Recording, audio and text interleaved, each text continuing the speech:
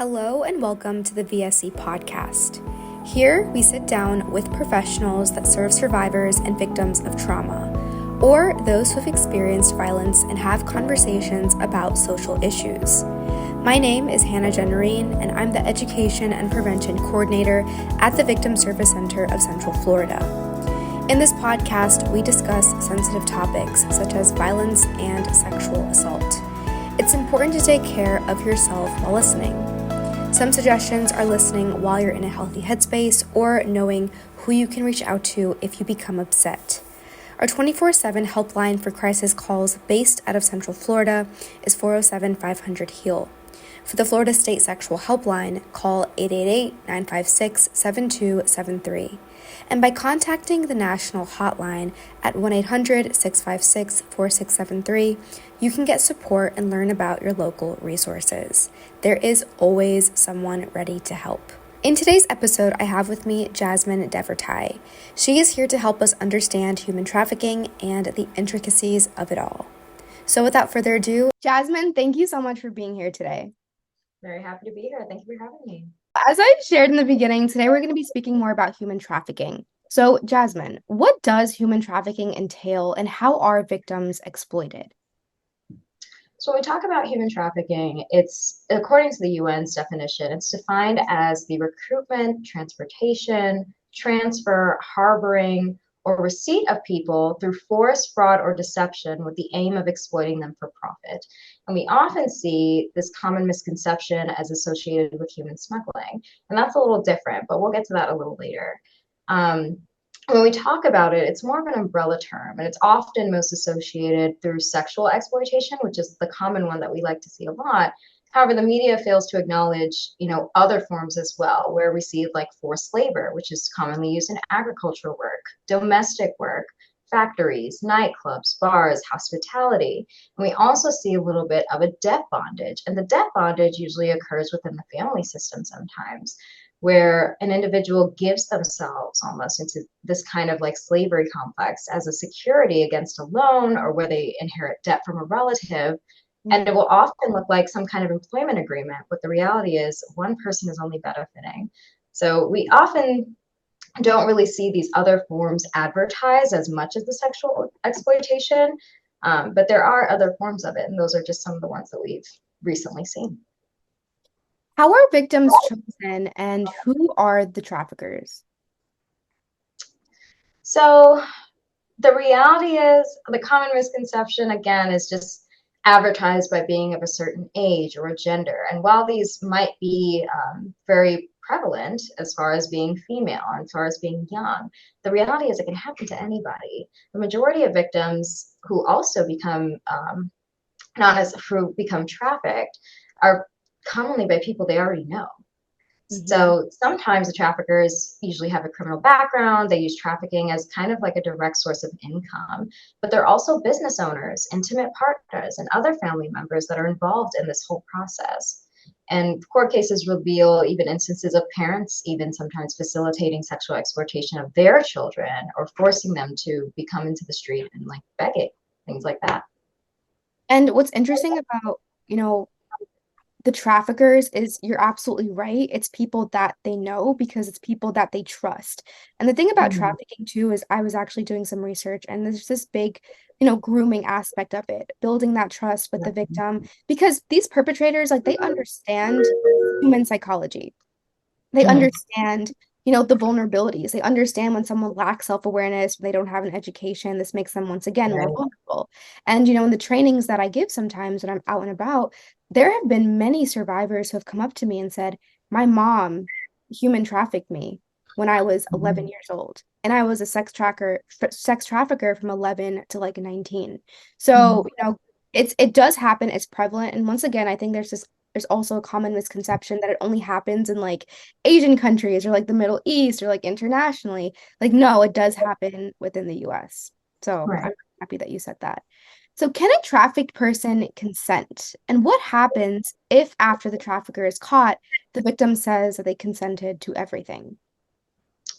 So the concept around consent, where we built this idea where it's like they said it was okay and that's it. They agreed, they knew all the terms. This is what it is. Regardless, consent is irrelevant. It's a part of victim blaming that we often see when cases usually go to trial. Consent shouldn't be allowed to disregard these fundamental human and social values such as dignity and freedom and protection from those vulnerable populations. Values of human dignity are often invoked to support this broad reading of exploitation in this context. And the basis of that, prostitution can't be meaningfully consented to. So when we think about the idea of consent, it's like it doesn't really matter because regardless, this person was forced into doing everything. So Mm-hmm. consent is kind of just thrown out the window. And this is like also like my personal opinion. I don't feel like consent should even be a factor when we consider human trafficking. The consent of the victim to the exploitation is irrelevant when the threat is like used for deception or exploitation or force or some kind of coercion or abuse. And that power of position puts that vulnerable population into this state of being victimized. Mm-hmm. We shouldn't be focusing. I think the real trick of when we think about consent too is like we shouldn't be focusing the actions of the victim. It's more of the actions of the perpetrator. Why, how did you get me into this position? And a big thing is when I go out in the community and I talk about consent, consent has to be free. Like you have to be obviously free from intoxication from drugs and alcohol, but also free from manipulation. And that's what human Exactly. trafficking is. It's all about Mhm. manipulation, power, control, like influence. And if you are being manipulated into doing something, one, you may not even be aware of it. So you're Right. right. Consent needs to be like thrown out the door because nobody ever willingly like agrees to, yes, I want to do this. You know what I mean? Exactly. So, how does sexual and labor exploitation impact victims and influence their decision-making process? So we think about, the decision-making process and the concept of neurobiology, right? Your amygdala is kind of like your survival response. It is your fight or flight or freeze response. It's the fear center of the brain. And when fear is detected, normally your prefrontal cortex, which is often your decision-making process, will rationally react to that fear. But after trauma, all of that kind of just shuts down. Your prefrontal cortex is inhibited from the exacerbated fear response that your amygdala is triggering based on that trauma response. So when that happens, your prefrontal cortex is going to have a hard time regulating that fear and other emotions that often may come up. So since human trafficking victims are exposed to trauma on a regular basis, this trauma response may be ongoing and resulting in long-term mental health disorders like we see in PTSD. Mm, And for children specifically, they're not developed, like neurobiologically, they're not developed yet. So getting that constant exposure to trauma on a regular basis, when we think about it in a child aspect, these children are actually subjected to the same harm that adults are. And since they're not fully developed, ongoing trauma may lead to permanent stunted growth. And we can't, it's really hard to, one of the reasons why PTSD is one of the hardest treatments to treat, I guess, or the hardest mental health disorders to treat is because when you have that ongoing fear response, whenever you have something that is triggered, as far as like, let's say, for instance, what I commonly saw when I was an intern at the VA was a lot of the trauma responses were triggered by crowds. So a lot of people mm, couldn't go to the grocery store, they couldn't go to concerts, they couldn't do things that they would normally see as not dangerous. And these small, like objectively safe situations trigger a fear response. And that fear response is never going to go away until they confront their fear. But it's really hard to do when you're just not ready. When you fear the world around you, when you subject that the world is objectively dangerous, then that perception is going to stick with you. And we can't. It's really hard to treat because you kind of have to start where the client is, and if they're not ready, then that's one of the main things, the main difficulties that we run into when we are treating that. And that kind of influences your decision making process because you're just like, well, everything is dangerous. I'm always in a fight or flight response mhm, whenever something is triggered. So your thinking, your thought process, your decision making process is often always inhibited. mm. What role does technology play in human trafficking, both in terms of recruitment and combating it? So I think of technology now, especially in our age range, right? Like we basically grew up with a phone in our hands. Hmm. I grew up with a cell phone. There was never times where I did not have a cell phone growing up. And I think now, especially when we see technology, everyone has a phone. Everyone has access to technology. Kids, children, adults, it's everywhere.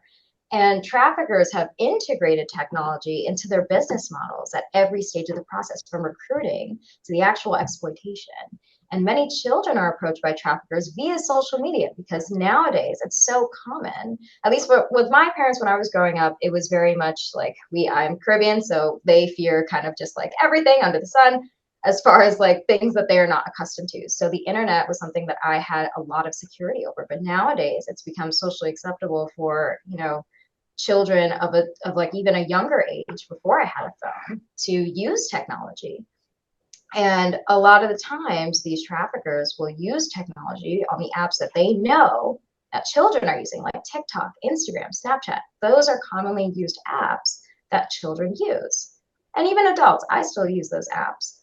But that is what they really embedded in their approach. So they're usually approached in these social media apps and identified as like two types of strategies. We have the hunting and we have the fishing, where perpetrators will, in the hunting aspect, usually actively pursuing a victim, typically on social media. And the phishing part is when the perpetrators post job advertisements or wait for potential victims to respond. Mm. We often saw this with like Craigslist or like Facebook Marketplace and things like that, where you have to kind of respond to get something, and you're agreeing to this meetup, right? And that's where that consent factor comes in. And then oftentimes that little meetup can turn into a trafficking.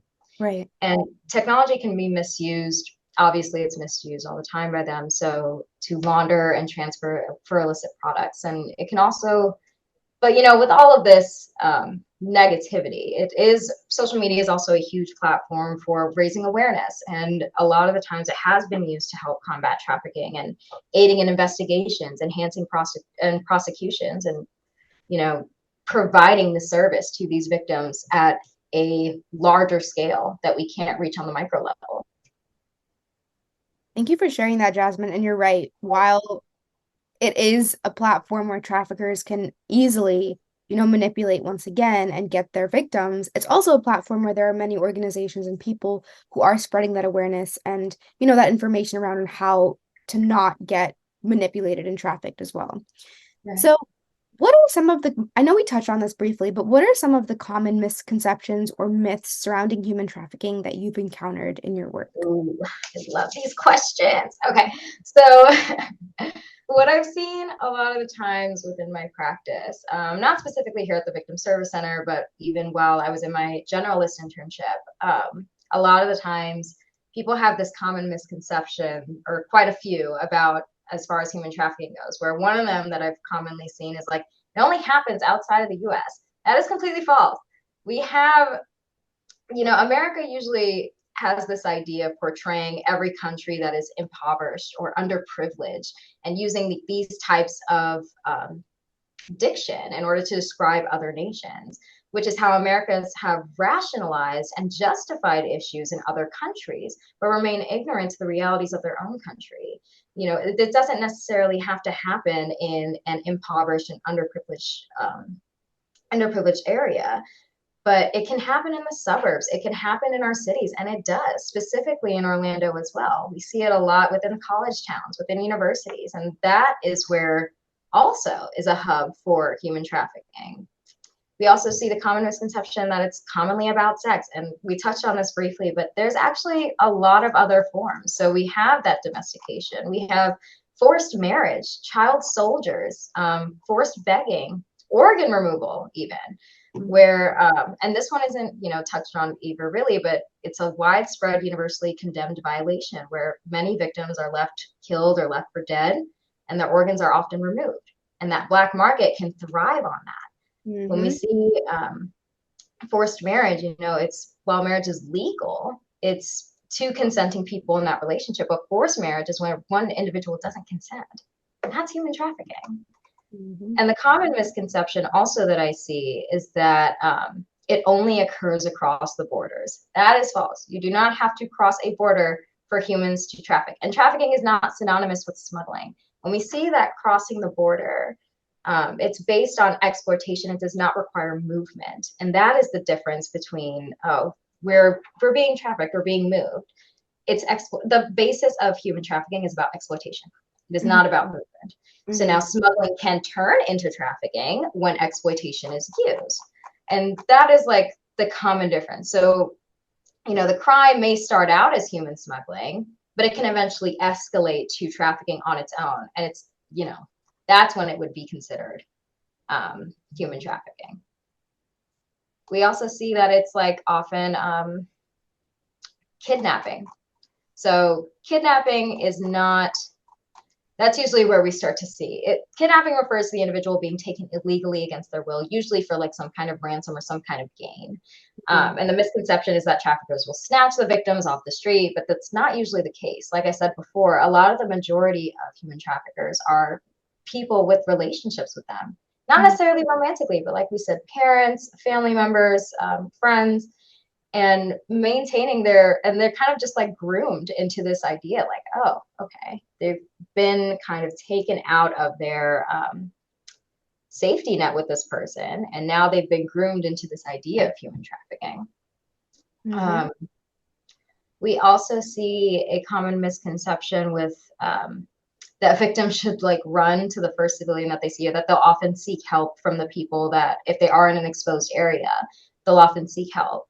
And reality is they often fear the retribution of the traffickers, so including danger to their families, and they may not have possession over their own documents. And a lot of the times we see this with migrant workers who might be working here in the country, and now their traffickers have their passports, have their documentations that they might need in order to stay here. And that's what we always usually kind of run into as far as the common misconceptions with it. Human trafficking often operates in the shadows, making it difficult to track and combat. How can we improve international cooperation and data sharing among law enforcement agencies, NGOs, and governments to enhance our understanding of trafficking patterns and create more effective strategies for prevention and intervention? I know that's a very long question, so please take your time. You're so funny. Well, the first thing, a lot of the times we have to think that we have to go to a higher form or a higher level of person that can probably assist or better assist. And while that might be true, you as a person should recognize the individual signs. Like, you can also be an active role in ensuring the safety of someone else, or recognizing these human trafficking indicators. And you don't have to be a law enforcement officer. You don't have to be a medical provider to understand what these signs are, what they look like. It could just be an everyday to-day thing. So oftentimes, one of the few indicators, I'm just going to list a couple, is probably living with an employer. You see someone probably living with an employer, that's probably a sign that they're being trafficked. Poor living conditions. And we don't really, we try not to say that, but it is a factor as far as like, why are they in these conditions? We kind of case conceptualize and like wonder where these conditions are coming from and why they might be in these situations that they're in. Multiple people cramped in one space. If you ever go to a different, like maybe like a house or something like that, and you see a lot of people kind of in the same area, that's probably a red flag right there. The inability to speak the individual alone. Sometimes, I think there was an episode of, watch a lot of TV, so if you've ever seen, I don't remember what medical show it was, but there was a girl that was brought in, and the man was like trying to get them to only speak to them, and they've had her like write down in red ink if she was being trafficked or not, and they took that and they had to separate the two. So even just like signs like that where you can't speak to the individual by themselves, that's a red flag. Answers appear to be scripted or rehearsed. Like, if you usually see a lot of signs where there might be some physical abuse signs. Oh, I fell. Oh, I hit this. Like, specifically answering questions that might have been scripted or rehearsed, that's also a sign as well. Employers holding these identity documents, like we said with the workers.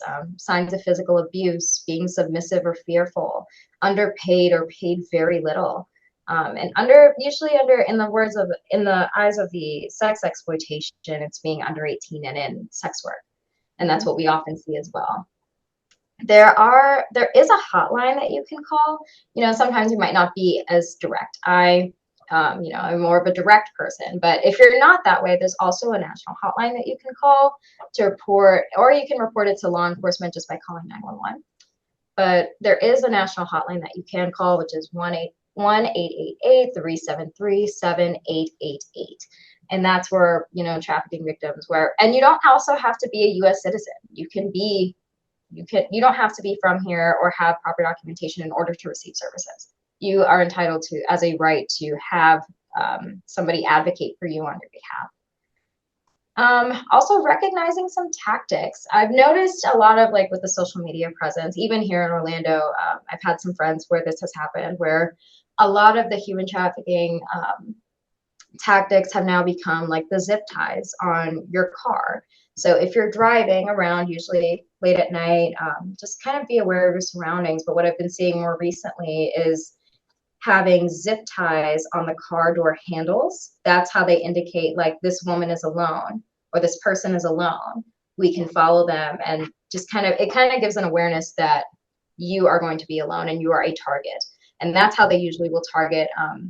That's how they usually target their victims, with that zip tie on the car. I've seen money on the car windshield, where if let's say you're coming out of the grocery store, there's $20 on your car windshield tucked into the windshield wiper. Do not get out and get it. That is a human trafficking. That is a human trafficking tactic that they try to use to get you to leave out of your car, and try to grab you that way. That's what I've heard. That's what I've seen.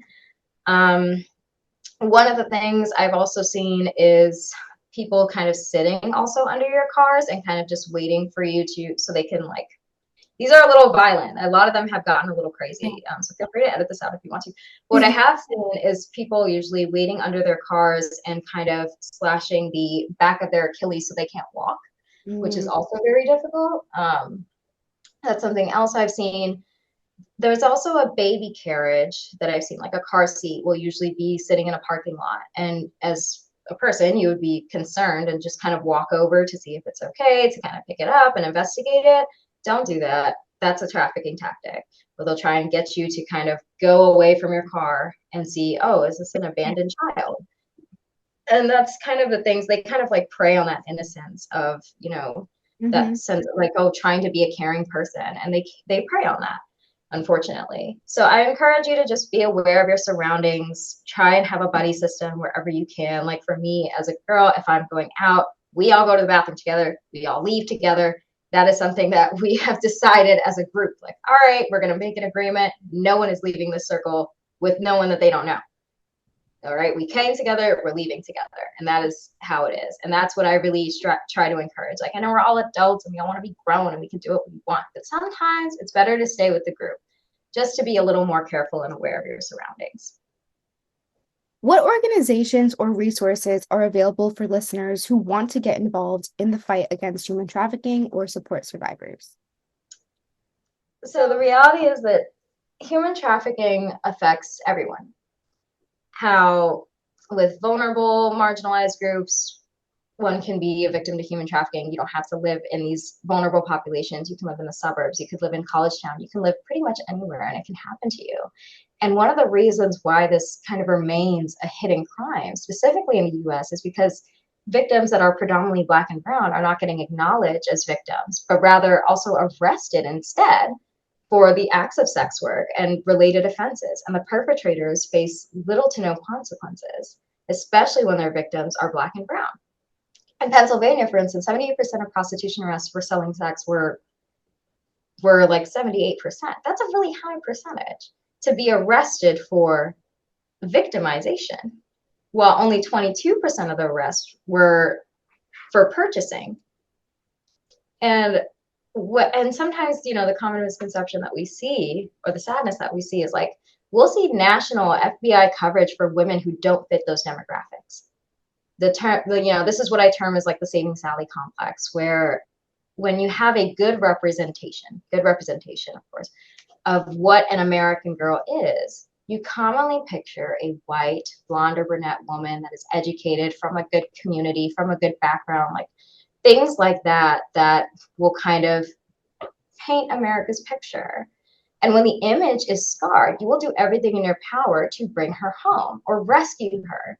And it almost becomes like this national coverage when there's numerous Black and brown men and women and children who are being exploited on the daily, and we can't even get a missing persons picture in a convenience store wall.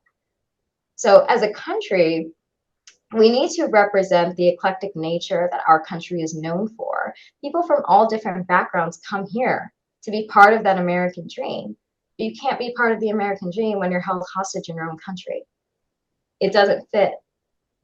So that is something on a macro scale and a meso scale that we can do as a community to bring awareness of the realities of our Black and brown men, women, and children. Because this is not just happening to this specific demographic. It's happening to everybody.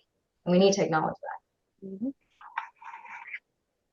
The last question I have for you, Jasmine, thank you so much for your amazing responses so far, is what message of hope or inspiration would you like to leave our listeners with regarding the fight against human trafficking? So, like I said before, the reason why this is such a hidden crime is because we've been negligent and in serving justice to those who are unable to fight. And I'm not a cliche, but Barack Obama said a really great quote, so I'm going to give him credit. Change will not come if we wait for the other person or some other time. We're the ones we've been waiting for. We're the change that we seek. Slavery hasn't come and gone. Sex work hasn't come and gone. These issues that we've fantasized that could never happen are happening. They are alive and well and being supplied by this negligence from macro, meso, and micro levels. And change isn't going to come if we don't fight now. You have to be the person that you want to see the change in the world. That's like the one thing that I have. Like, don't wait for someone else to do it, because that's how we ended up in this situation in the first place. Mm-hmm. Jasmine, thank you so much for all of your elaborate responses and your passion. I can see it, as you were talking about human trafficking. Now I even have a better understanding of what it entails, and more importantly, how I can help be an active bystander. So if I see something, I say something. But now I also know tips on how to prevent myself from potentially being trafficked. So thank you so much. Yeah, of course. Thank you for having me. The VSC is a nonprofit organization that provides free, confidential counseling services for victims of any kind of trauma in Central Florida. The views and opinions expressed by podcast participants are their own and do not necessarily reflect the views or opinions of the Victim Service Center of Central Florida. This podcast content is made available for informational and educational purposes, and the VSC does not make any representation or warranties with respect to the accuracy or completeness of the content. While we make every effort to ensure that the information we are sharing is accurate, we welcome any comments, suggestions, or correction of errors. To learn more about our services, please visit victimservicecenter.org. And to everyone listening, healing is not linear and you are not alone.